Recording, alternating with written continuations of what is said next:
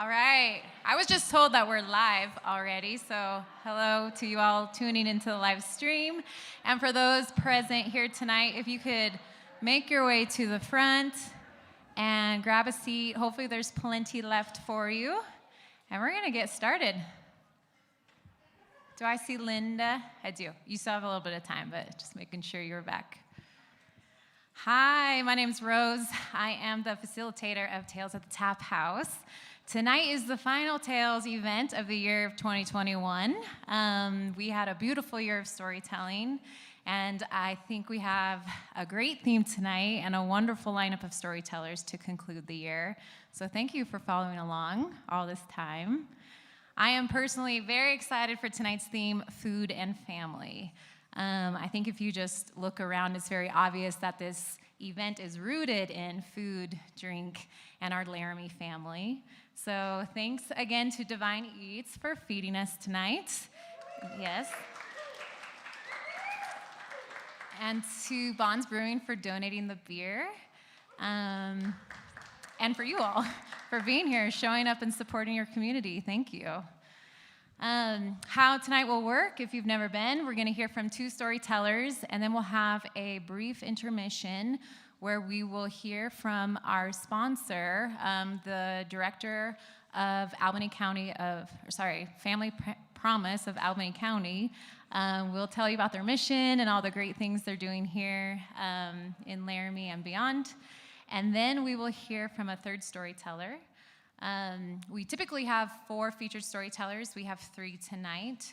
So I'm hoping that we can conclude the night with 2 audience members sharing a story.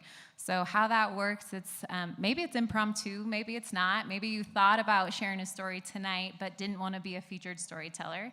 So if you have been thinking about sharing, or on a whim you're inspired by the theme or by the stories you hear, then you can write your name down on a piece of paper and drop it. There's no one standing over there, but there's a table with a bowl and some, I don't know what those are next to the bowl. What are those? Oh, cool, okay. They're funky looking. You can donate there, I don't know how, but I think maybe Cole will tell you about that at intermission. Yeah. Dip your card. Dip your card in the in that thing. Okay. So that will conclude the evening. Actually, we'll hear from one other person, Bob Vines. He is the leader of Campfire Initiative. I gave a little spiel about that last event. Another beautiful storytelling event taking place in Laramie. They're about to launch their first one come the new year, I believe.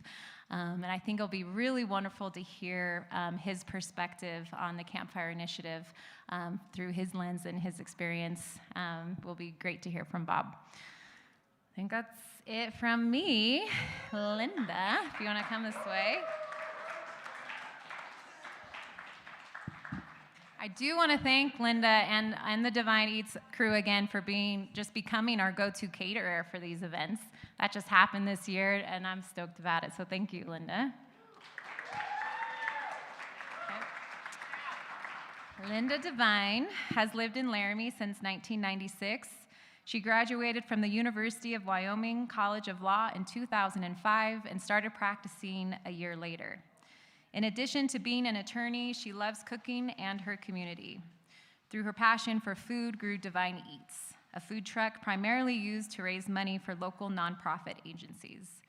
When not working or cooking, Linda enjoys reading, listening to podcasts, and spending time with her dogs, Jack, Little Guy, and her newest addition, Scout. Thank you, Linda.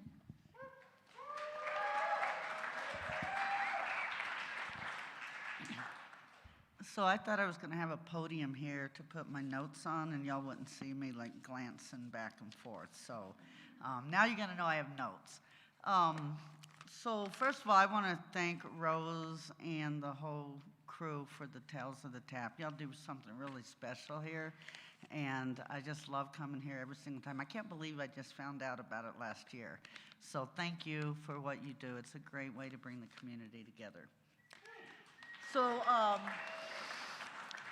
food and family, and when I saw that that was going to be the theme, I think I jumped on quicker than Rose could even reach out to me, because As most of you know, it's my passion. My passion is cooking. But how did I get there? How did I get to have this passion for cooking? So I was raised in a family of 7 children. I'm smack right in the middle. So I kind of learned to like fend for myself. Because a lot of people say the middle child is kind of the lost child. I don't really think of myself as lost, just kind of independent. But my folks, my dad was a blue-collar worker, and he had a lot of different types of jobs, but he would always come back to what his great love was, which was cooking. And he cooked in diners, truck stops, you name it. But the other thing about my dad, which perhaps I might have got a little bit of this, was he just had this amazing way of engaging people, and nobody was a stranger to him. And it was not unusual for me to come home and see strangers sitting at my house eating my food. And the holidays especially, there was just always somebody there. I think one of the things that's kind of unique, though, for me and my love for different types of cuisine is the diversity in my family and their background. My mom was born in Donna, Texas. I don't know if there's anybody from Texas here. I don't know that any of us would want to live there right now. But Donna, Texas is all the way down right by the Rio Grande River. And so it has that influence of Mexican food. And so I grew up eating homemade flour tortillas. I don't think I ever had a bought tortilla until I moved away from home. But one of my most vivid memories of my mom cooking was her making the flour tortillas, rolling them out with their rolling pin. And then, and you guys will like this, there's always a smudge of flour on her head because she'd be wiping her head back. And so all of my volunteers from Divine Eats get a kick out of the fact that there's usually more food on me than anywhere else. My dad was born in, I don't know, what is this, in Chicago. He was born and raised in Chicago, and he grew up kind of tough. He grew up on the south side of Chicago, and he was kind of a meat and potatoes kind of guy. And it's funny because I think of what we think now of as comfort food. When we were growing up, it was poor people's food. And so it's kind of interesting how poor people's food has become our comfort food now. And I told Rose to let me know if I start rambling or where my time is, because I think I'm starting to ramble. That's part of being an attorney, is like just rambling and then they forget what you're really trying to say. My dad moved around a lot, and it wasn't really because of job opportunity, but the grass was always greener on the other side. And because we moved around so much, I kind of learned about different types of foods. And so when I left home at the very young age of 17, I kind of had my dad's wanderlust and moved around quite a bit. And some of those different places that I moved to is where I learned the different types of cooking. So I lived in Iowa in a small town, small farming community, and learned how to make homemade noodles, the kind that you roll out and use a knife to cut. And they didn't have pasta machines there anymore. Like, I think Kathy Connolly's here, and she's got one of those pasta rollers. But I do use a pasta roller now. I kind of cheat. But then from there, I went to Des Moines, Iowa, which was a little bit bigger, and I met some friends from Hawaii of Japanese descent. And they taught me how to cook Korean chicken and shoyu chicken and fried rice. And shoyu chicken is kind of a really cool thing, and it's a staple of Hawaii.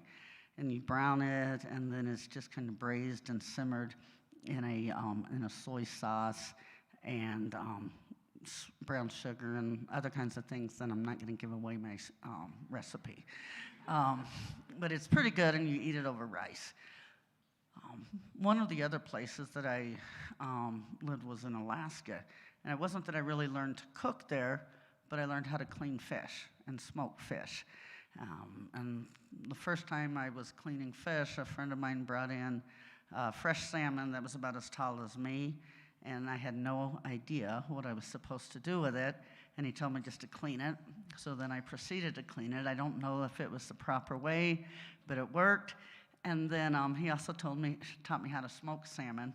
I was a little bit nervous when he was wanting to show me how, because his smokehouse he used propane, and he'd come out and he had his eyebrows singed and his hair sticking like this, and so I'm like, I don't know if I want to take that lesson from you. But then I moved to Wyoming, and a good friend here taught me the art of soul food, and that's kind of where my heart is. And she taught me how to make the best macaroni and cheese anywhere, anytime. And some of y'all have tried it, and the other name for it is called heart attack mac and cheese, because it has so much butter and so much cheese. And then, I've just learned to cook different things along the way, met different folks.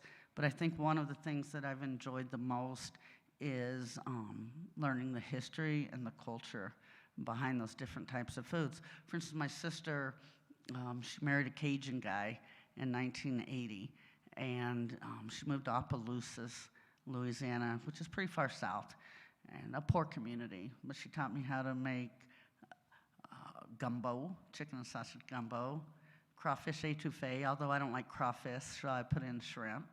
You had some of that, I think, didn't you? Yeah, you did. So she taught me how to make all kinds of different types of Cajun food. And I think one of the things that's kind of important to me is when I'm cooking these different cuisines is to make sure that I'm not appropriating but appreciating. And then that's really important to me, is to make sure that I'm respecting where it came from. And then now y'all know about Divine Eats. And, I bought a school bus about 4 years ago, gutted it, and spent a year fixing it up and produced this thing called Divine Eats that half the time I really don't know what we're doing. But it really took off, I think, probably last year when I got this amazing group of volunteers to start helping me. Tessa's here, Julio's here, Sam, Melanie. And that's where it really came alive for me, because I finally found a way to give back to my community. And I think sometimes you think about different ways that you can give back to your community. Healthcare professionals, mental health professionals, there's so many different things like that. But I think for me is just providing different types of food for folks. We raise money off of it. Y'all got food back there today. Did anybody like the green chili? So that's kind of how I developed this passion for food. And I don't know how long I'm supposed to keep going, if I'm too long, but I feel like I'm said everything that I wanted to say, other than this may be a good time to let you know that I did rent the space where Sugar Mouse was, and I'm not really sure what I'm going to do with it yet, but it's going to still be some type of a community type thing. Thank you guys all. Thank you for supporting Divine Eats.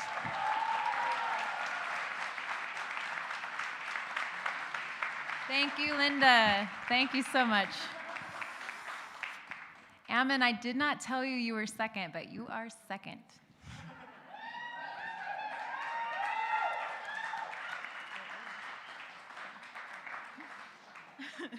He said, I do.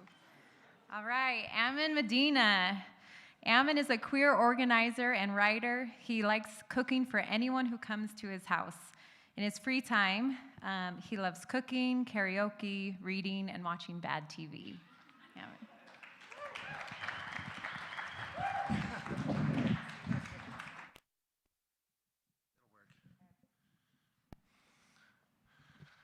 Hi, everybody. Oh, thanks. It was really hard to figure out what I wanted to say about food tonight. I love cooking and food. I kind of thought about telling a story about finding community and finding friends here of all these like downtown people by hosting Laramie dinners, and how it kind of like saved me from Laramie isolation. Or about, cooking Mexican food to find my Ecuadorian identity. Or just honestly, like, making pasta and to get through COVID. But instead, I just want to tell you a little bit about how I fell in love with cooking and how it became an expression of love. And, my family has this Christmas tradition where on Christmas Eve we get a book and pajamas. And when I was like 11 or 12, I got a cookbook that was for kids. And I had these little, I was so excited, I like put my pajamas on, and then I like took the book and I ran to bed and I started like circling recipes, And I had these ratings of like 1 star to 5 star of how like hard they were. Like peanut butter and jelly sandwiches were like 1. And so I started like making my way through it, and my confidence grew, and I like worked up to 3-star meals, and there was a coffee cake that was like 5 stars. And I was really nervous about it because I was Mormon, and I thought that coffee cake was, you get it seems. I thought it was against the word of wisdom, and so I like talked to my mom. I was like, Mom, can we like make this, or like, will I go to hell, or like, what's the deal? And she's like, no, we can make coffee cake. There's no coffee in it. And so I went and I like wrote down a list, and we got all the ingredients at the grocery store, and I was like really excited, and came home and we cooked it, and it went really well. I mean, I don't know. I think it went well. I was a child. It was sugar. And, we put it in the fridge and cooked it overnight, and then the next morning, I like gave it to all my family with herbal tea. My grandma had decaf. Like, don't tell the Mormons. And, and everyone was like so excited before church, and we all shared it, and I was so proud, like, that I was able to make something for my family, and that they all were able to enjoy it, and like, we all got to like sit around together at the table and eat that. And then, time went by. My uncle, I lived with 4 adults in this house growing up, and so it was just like really busy, and then I was just like this little kid laying under the coffee table to just like get a moment alone. And it was just really busy, and my grandma passed, and my uncle got married and moved away, and there was hospital visits for friends, and my cousin lived with us for a while, and there was just some hardship, and it was just like really busy, and became really rare for me to get a moment with just my mom. Single mom, only child, and we had a really close relationship. And then what we kind of fell into was on Sundays, we would cook together. And the rule was no recipes. So we'd put on Food Network on our like 10-inch TV in the kitchen, and we'd turn it, and we'd watch Iron Chef, and we'd watch Mario Batali and Emeril Lagasse, and we'd like, oh, I want to make that, I want to try that. And then we would just like wander around the kitchen and just pull ingredients out of the refrigerator and the pantry that like looked good on Sunday, And my mom always called me the chef, and she called herself the sous chef, which was really cute because, like, I don't know, she was doing a lot too.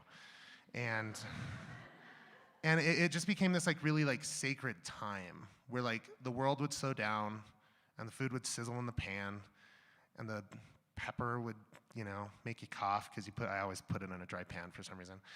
And, and it just became this like really mindful, slow time with my mom, and we made just like the best shit, And I like developed this habit of carrying like a little notebook and writing recipes in it, like during class when I should have been paying attention to like math or something. And I'd come home like so excited about this idea, and then I'd try it, and it would like work, I'd be like, let's cook the chicken, and like, I heard that if you turn the heat off on one side of the grill and you put the chicken on that side, it won't come out like a dry brick, and it does work. And then, around a little before that, my grandpa developed a Parkinson's tremor, which turned into Parkinson's and dementia. And then toward the end of my high school years, we had to send him to a home, which was really hard. And rent that was paid by 4 adults became 3 adults, and then 2, and then it was just my mom. And I offered to help, and of course she wouldn't let me, which I was mad at then and understand now. And my mom picked up a second job at the bakery. And so she would go off to the bakery, and I was working too, and then I was also a teenager, so I was like always out with friends, and it just, those Sundays kind of slipped, and we couldn't like spend those together because my mom was working. And so I kind of developed a habit of going up to the grocery store, picking up some food, and then I'd cook for her before she came home. And what was an expression of love together and spending time together became an expression of love for my mom for all that she was doing. And I'd pick up chicken wings, and I'd pick up some carrots and some pineapple, and I'd come home and I'd cook the vegetables like way earlier than all the other food would get done. I was like really bad at staging. And she'd get home and the coals would be going, and I'd have chicken cooking in the Dutch oven over coals outside and a cake in another Dutch oven. And then we'd like sit in the cold, warming our hands over the coal and talking about our week. It became a really important time, and it was how I showed my mom I loved her.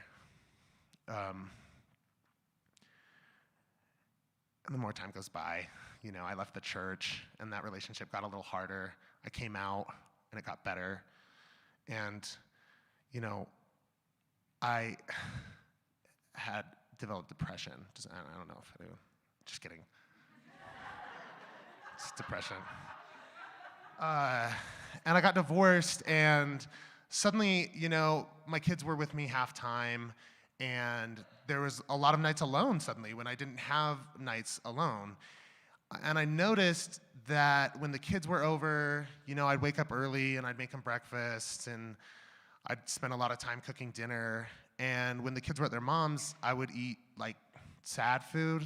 I don't know if any of you are familiar with just like peanut butter and jelly on just like granola bars, like 4 granola bars with TV.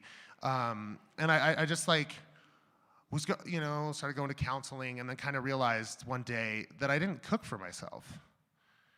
And I also realized that whenever anybody in my life had a hard time, I was the Relief Society, if you're familiar with Mormonism. I showed up with casseroles, and I'd show up with I'd cook you a meal because just shit was hard. But I wasn't doing that for myself. And I realized what that meant was, among other things, I didn't love myself. And so I committed then that I would start cooking for myself after I had this realization.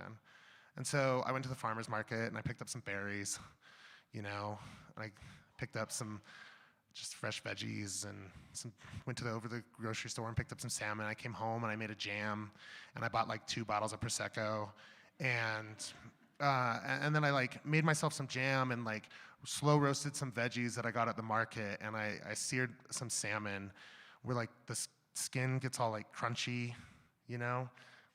good salmon.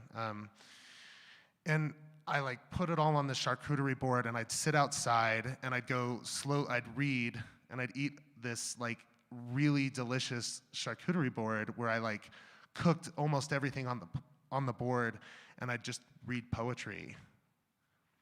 And I loved myself. I gave that love to myself for the first time.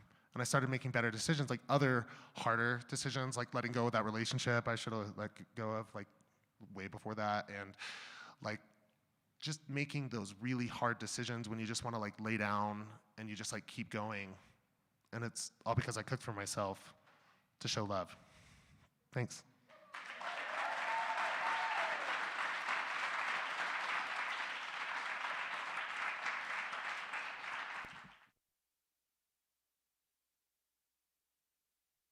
Thank you. Is this on? Yes. Thank you, Ammon. Beautiful story. I always feel like those first 2 go really quickly. It's too early to take a break. Do we agree? Do we want to stretch? Should we keep going? Beer? Beer. We're taking a break. We'll be back. There is no more beer.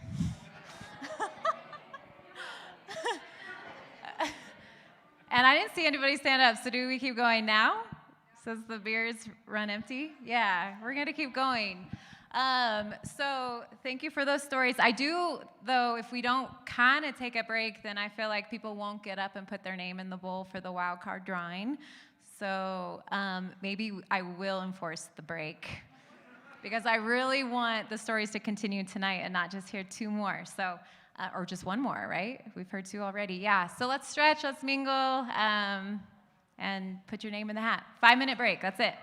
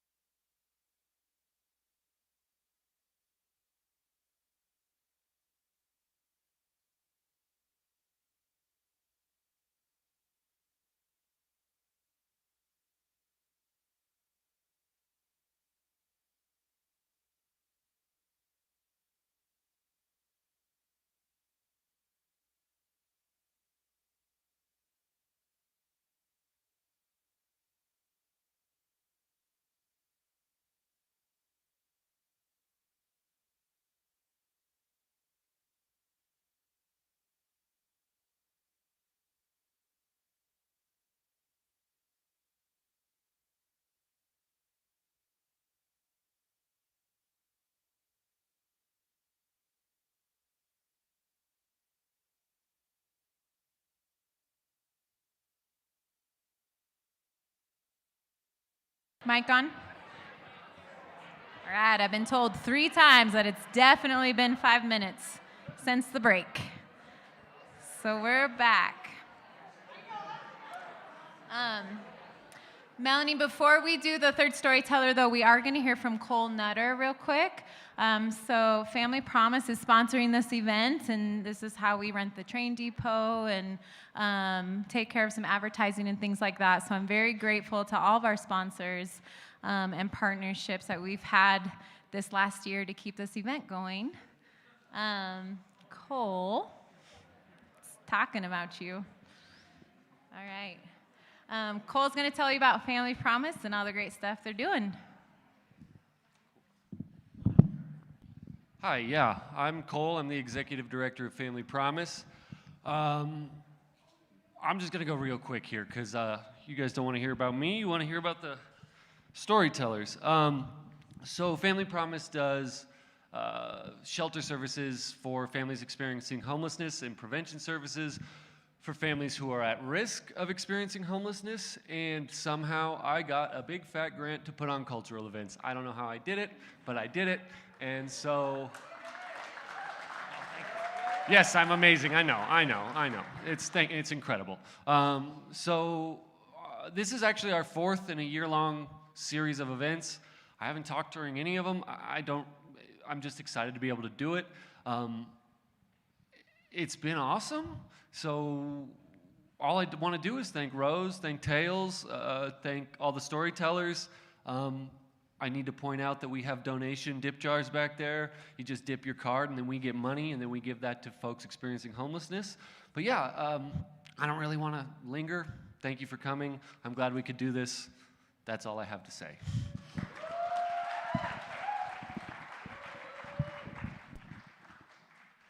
Are your shirts for sale, Cole? Are you selling these? I like that shirt. Nick designed these shirts. He's back there. He's terrible. And yeah, these are $20. It's not for sale. They're just donations. If you give us a donation, you can get a shirt. So yeah, cool. Give us a donation. Thanks, Cole. Donate and get a shirt. Love it. Okay, Melanie, yes, we're ready for you now.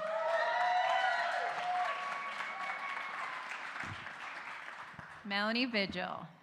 Melanie is a proud Latina lesbian from Lander and Laramie. She is a senior project coordinator in multicultural affairs at the University of Wyoming and chair of the board for Wyoming Equality. Okay. Which is the only statewide agency supporting LGBTQI+ population.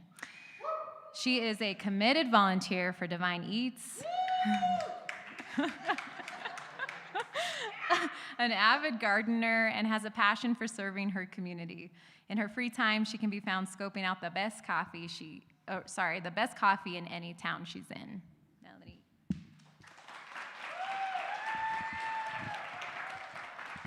Awesome, Rose. Thank you so much. I also feel like I'm a little bit short, so I'm just gonna adjust the mic. But yes, thank you everyone so much for coming out tonight.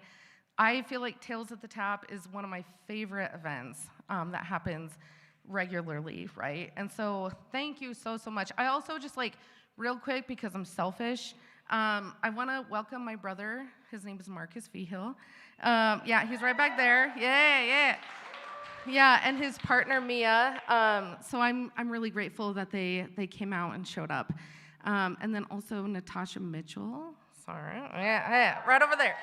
Yeah, she's a former colleague of mine, but we are really good friends too. So I'm super grateful that she came from Colorado, and that she's here tonight. So I think, I don't know, the previous 2 speakers just got up here, right? And they were like, okay, well, I'm just gonna start spewing. And and they were amazing. Linda, Ammon, love you. And that's not how I work. So I prepared a statement for you all tonight. And so when I thought about like food and family for this event in particular, I was super, super passionate about it. Cooking has been a huge part of my life ever since I was a kiddo. My grandma tried her best to teach me how to make tortillas. That was a really bad effort. Yeah, my tortillas look like the state of Florida, which is fine. But I think like a huge part of why I'm so passionate about food, family, and community is because of Divine Eats, honestly. And so I'm a regular volunteer there, especially this summer. I've had the most amazing experiences of my life, just like volunteering on that food truck. Getting to, meet other volunteers, getting to meet different people and organizations, that's been huge for me.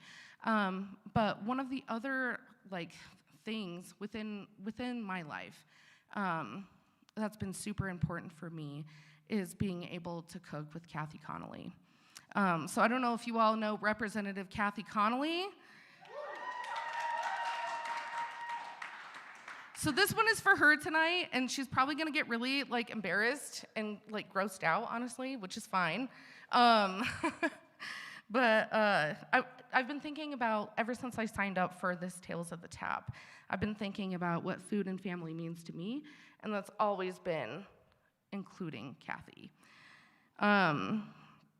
So the first time Kathy taught me about food felt like coming home. I grew up in a Latino Catholic situation. That's a situation, y'all. It's a whole thing. So I wasn't sure if she wanted me to clear dishes and pans when we first met. I was like, oh, I can do dishes, not much else. Instead, she taught me that feeding people is the goal here. That maybe I chopped vegetables and herbs the wrong way, but she'd always teach me how to do everything the right way. And that also meant getting good knives. That's a thing. Yeah, right? Okay, thank you. Vegetables and herbs are only as good as they grow. Growing herbs and vegetables are a lot like growing relationships. I will constantly stay mad that basil dies in my garden. It's rude. I have an avid garden every single year, and basil constantly dies. I hate this for me. But carrots though, they thrive in multiple hard freezes. Kathy is like that too. Confusing at times. I'm not gonna lie, sorry, Kathy. Oops. But reliable where it matters. She's a deep freeze carrot, always there, always strong. Kathy is also chaos in the kitchen. Y'all, listen, okay, she's a little bit chaotic in the kitchen. I don't mean to be rude, but she flings things everywhere. And I'm like, oh, can I wash that dish? And she's like, no, don't worry about it. It's for later. She has the confidence of making sure that any single dish will get cleaned eventually. It's the taste that matters. It's the process and relationships that matter. I was always worried that I didn't have the right skills, that cooking with her would be terrible, that I wasn't worthy at age 22 to be in the midst of her solid presence. She taught me that cooking is as easy as you make it. You show up, preferably with the right seasonings. I saw an article the other day about the power of lesbian mentorship. The power of lesbian mentorship has made me who I am today because of Kathy. Homemade noodles only go so far. She makes sure people like me and us can thrive in society here in the great state of Wyoming. We should be so grateful. She's the first person I want to tell about my wins. I've had a lot of losses too, but she's a Vita rock through it all. Kathy is my garden. She's my homemade noodle. She is my bounty. May we all discover someone like Kathy. May we always grow vegetables and grow ourselves. Thanks.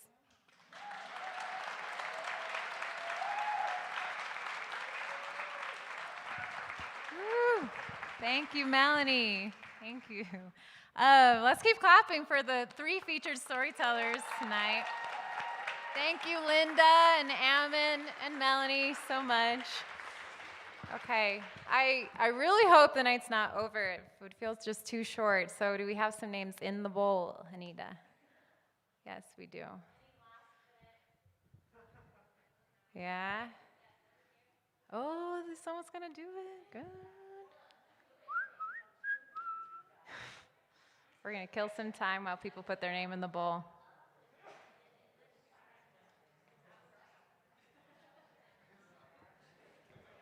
Could you guys like do a drum roll or something as she comes? Are you gonna do another name?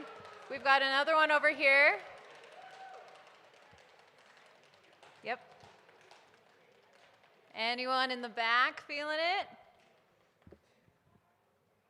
I don't see any hands. Okay. Maybe while Anita kind of makes some rounds, Bob, maybe we'll change things up and we'll hear from you now. Is that okay? Because I think people are starting to put their names in. So, Bob Vines, I don't even know what grand title to give you. Just an amazing human who's here to do good in the world. And he has started the Campfire Initiative, and he's going to tell you about that now. And Anita, if you just want to wander while Bob kind of talks, I think we'll get some more names put in there.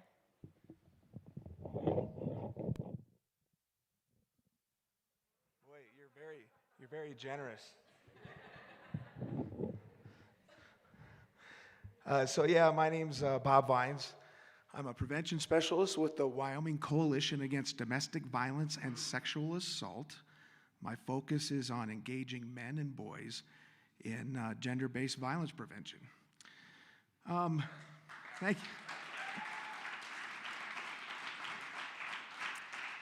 So it's important work. 1 in 3 women will experience gender-based violence at some point in their lifetime.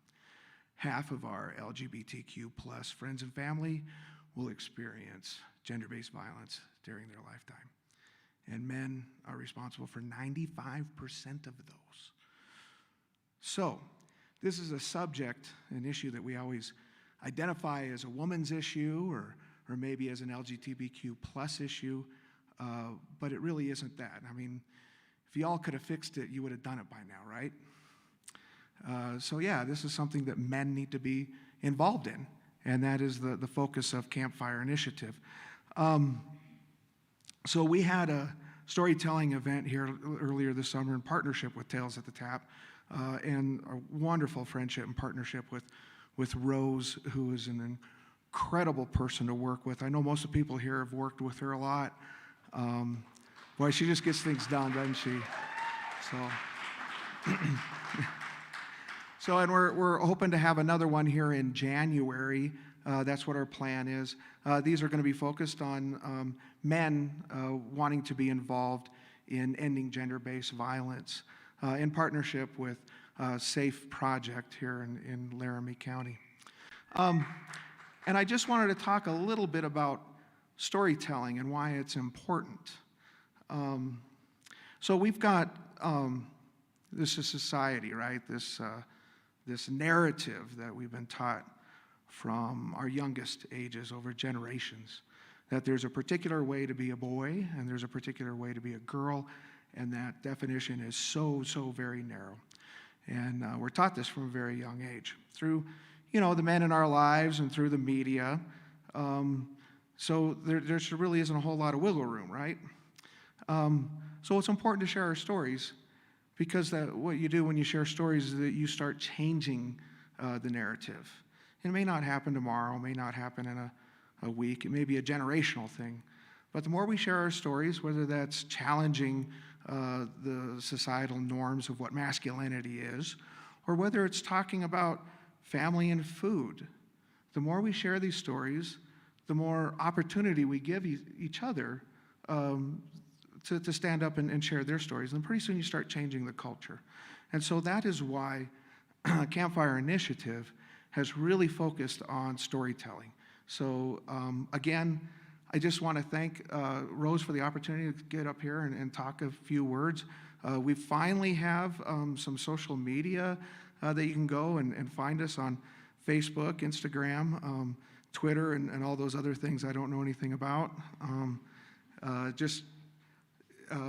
we're starting to do some things around Albany County, and it all focuses on the volunteerism of great people here in Albany County, great men who want to be part of this. And some of you are here tonight. And so, yeah, thank you for the opportunity. And boy, just wonderful, chili and free beer. Who can argue with that, right? So thank you for the opportunity to talk about our program. And if you have any questions, of course, I'm always available. So thank you.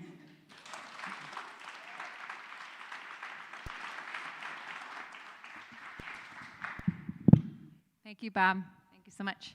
So yeah, we'll help blast the announcements when that storytelling event takes off. I think it's going to be January, but stay tuned to all social media. We'll let you know when it's happening. Yes, wild card time.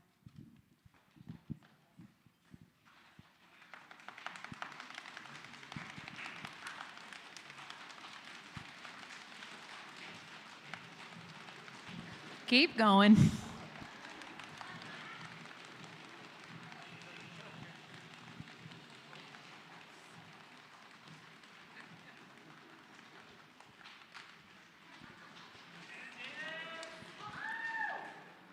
What was it?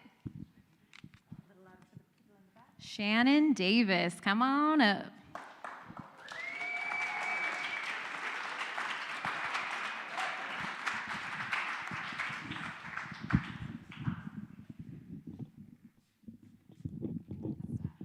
Sounds good. That's good.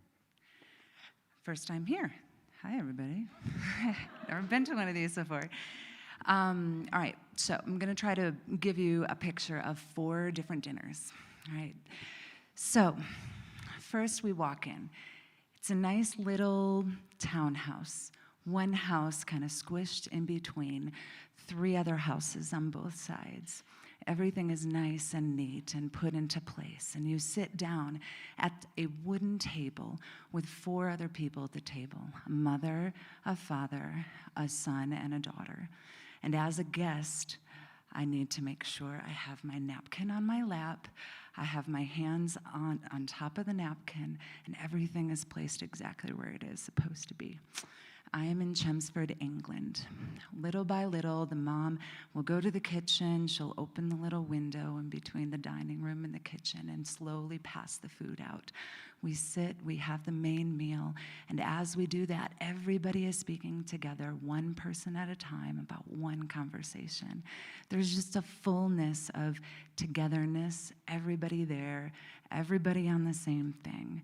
We go all the way through to tapioca dessert and tea at the end, to be concluded with everybody just going their separate ways. But a lovely conclusion to a wonderful meal.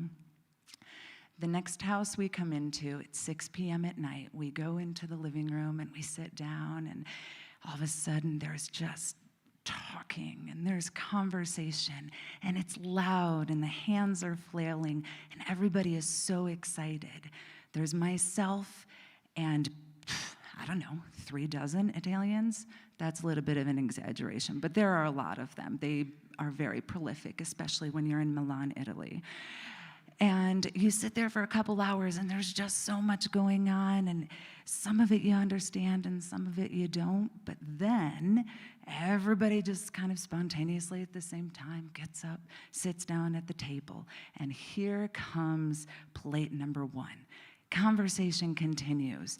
Nobody knows where the conversation is at. There's 5 billion of them, and everybody's trying to compete with one another as far as volume is concerned. But there's laughing, there's joy, there's just everyone being themselves. And then plate number 2 comes out, and it continues. And then I'm full, and then plate number 3 comes out. And then plate number 4 finally has the piece of meat. By plate number 6, I definitely had to put aside the good old American, you have to finish all of the food in front of you. There was none of that happening at that point in time. Household number 3.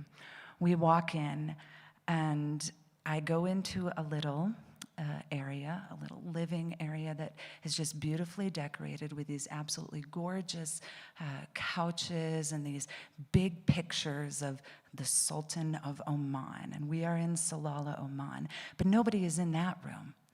Because I am a female, I get to go, I'm ushered into the back room where all of the women are at. Women unveiled with crap tons of makeup on them and looking like ghosts, because apparently having white skin is the thing when you're in a Gulf country. And all of a sudden, everybody stands up, they'll go into another room, and there's plastic on the floor. That's all there is. There's plastic on the floor. You sit on the plastic. And then these women, these servants who've been in the kitchen all day, and I had no clue they were even there, come in with these huge metal trays of meat overflowing with rice and with vegetables, and they just take that tray and they set it right down in the middle of that plastic sheet. And there's no silverware, there's no plates, there's no bowls, there's nothing. All of these women and these children sitting around just dig in with their fingers. Oh, they've got this great way of doing things. You make a cup like that, and then you pick it up, and then you push it out with your thumb. And you know what? We're all messy, and it's great, and it's wonderful. And there's topics of talking about your neighbors. You're talking about the wedding that's happening next week. You're talking about something new that has come out on the television, which I never watched Arabic television anyways. Had no clue what they were talking about. And then the last dinner that I'm going to tell you about is in a very, very humble part of Cairo, Egypt. You can actually look out the window and see the pyramids there. But if anybody has actually been to that area, you'd know that the neighborhoods around are not ritzy. Very, very poor people. I've walked up many cement stairs, and it's kind of grimy, and I'm a little bit scared, but I walk in, and it's beautiful. You just feel the welcome. You feel the love. You feel the family. It's a mother, and it's a young son, and it's an older son. No father in the house this time, but we sit down on a newspaper on the floor, and she brings out one humble little plate for each of us. And mine seemed to have a lot more than the other ones did, because I knew that that was all the woman had. And we just sat for hours just chatting and then having tea. And there's something about all four of these that really embody the different people, the different cultures, how they relate to one another, how they eat with one another. It astounds me at what dinner time can look like in so many different areas of the world, but at the same time, each one of them have one thing in common, which is togetherness and welcome. Two things, togetherness and welcoming. Thank you.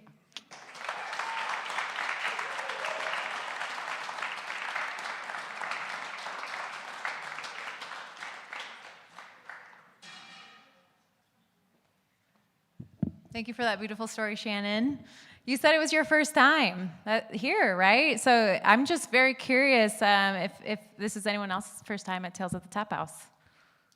Whoa. I love that, because we've been a thing for a while now, and there's still new people coming. I love that. Wow, thank you. We are going to do one more, right? Because we usually have 4 featured storytellers and 1 wild card. So if you put your name in, you're not off the hook yet. Drum roll again, drum roll.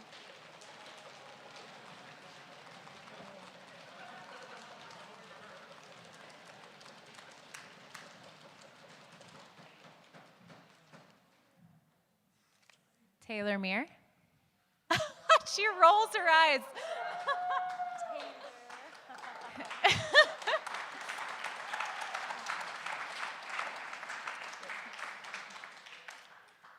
I think it's Taylor's birthday. Happy birthday, Taylor. Okay, it was meant to be. All right, our final storyteller. Thank you. So yeah, today's my birthday. So I wasn't sure I was gonna come tonight, but my partner helps out at Tales every time they have one, and he was like, I think you should come because it's about like family and food, and that's really pertinent to your life, especially very recently. So yesterday was the 2-year anniversary of my dad's death. Very sad, yes. But I kind of, over the past 2 years, have learned how to honor him and how to feel like I'm closer to him, which when you lose a loved one is kind of like the whole thing, at least for me, is kind of trying to figure out how to get back to that person and how to feel closer to them when you feel like you're never going to see them again, or you won't ever see them again, depending on what you believe. So my dad and I did not get along a lot when I was growing up. We were very similar, and we butted heads a ton. So we didn't get along very well. It was kind of just rocky. But then once he and my mom decided to divorce, I kind of saw this new version of my dad. And so that made losing him even harder, because I wasn't grieving the person that he was, that I knew him to be, and he was my dad, but I was grieving the person that I didn't really get to meet and get to know. And so my dad was always a big food person. He loved making food. He loved making food from all different cultures and trying all different sorts of foods. And I was not that way. I didn't like cooking because there was so much cleanup. I was scared of trying new foods. That was just not my jam. I didn't like beer, and he brewed his own beer, so lots of things.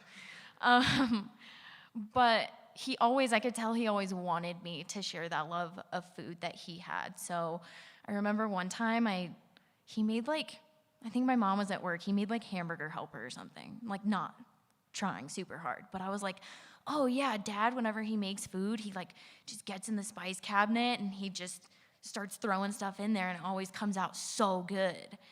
But I was young and I didn't know what the different spices were. So I was like, yeah, I'll just grab something and I'll put it in my hamburger helper. I put cinnamon and nutmeg or something like that. It was awful. And I was like, Dad, I put some stuff in my hamburger helper. And he was like, what'd you do? And I was like, cinnamon and nutmeg. And he was like, I'm sure that's really good with the milk and stuff. Yeah. And you could tell that he was just oh my God. But he was really supportive, and he wasn't like, that's the dumbest thing you've ever done. Don't do that ever again. But I still never really got that same love of food that he had. And then I started working at Coal Creek. I worked there for about 2 years. Yeah, woo. And I, cooked there, and then I became a baker. And my dad was super proud when I was like, Dad, I'm gonna do the training to become a baker there. He was so stoked. He called me all the time, what did you make at work today? And then when he died, I was kind of oh, it was very sudden, and I was kind of I was at a complete loss. And so I just decided that to honor my dad, I was going to be better about trying new foods. I was going to be better about cooking, even if I wasn't getting paid for it. I was just going to be better about those things. So I tried sushi for the first time. I tried, I think, lamb for the first time. Just a bunch of different things that I never would have tried before. And then last night, since it was the anniversary of his death, he always would make me chicken and dumplings if I was super sick, or if it was really snowy and nasty outside. He'd be like, what do you want? And I'd be like, oh, I can just have a can of chicken noodle soup. I don't care that much, And he would be like, no, we're making chicken and dumplings. And he would always make me chicken and dumplings. So last night, I made chicken and dumplings for the first time by myself. Thanks. And it wasn't awful. But also, it was the first time that 2 of my friends who were eating with us, it was the first time they'd ever had chicken and dumplings.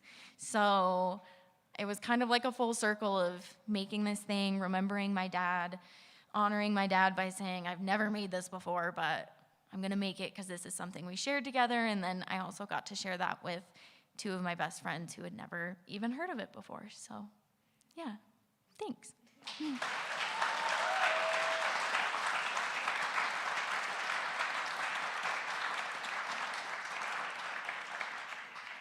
Thank you, Taylor. Okay, thank you, everybody. Let's start from Ammon. Thank you again. Linda, Melanie, Shannon, and Taylor. Thank you so much. Thank you, Cole and Bob, also, for telling us about your organizations. And I always really love to thank Wilhelm, Evan, and Spencer, my team back there, and Anita for helping with setup. I know there's a couple volunteers I just met tonight. I don't remember your names. I'm sorry, but yes, love you. Thank you. It takes a village, right? It takes a village, and I'm really glad that we still have this event going. Tails will be hibernating for the winter. And then come the new year, I honestly don't know. We do want to host a few events for sure. And maybe do like a community-wide story slam competition, so raise the stakes a little. But burnout is real, and I'm burnt out. So if you love the event, it sounds like you love the event, email talesathetaphouse@gmail.com if you want to volunteer for the new year. We'll meet probably mid-January, and we'll make a plan. We'll see who shows up, what skill sets you want to provide, and what kind of time you have, and then we'll see what we can make happen. I think that's it. Yeah, so if you do have a glass, I like to raise it, and cheers to storytellers past, present, future, always. You are the event. So thank you. Thank you for telling your stories, and let's keep it going. Thank you.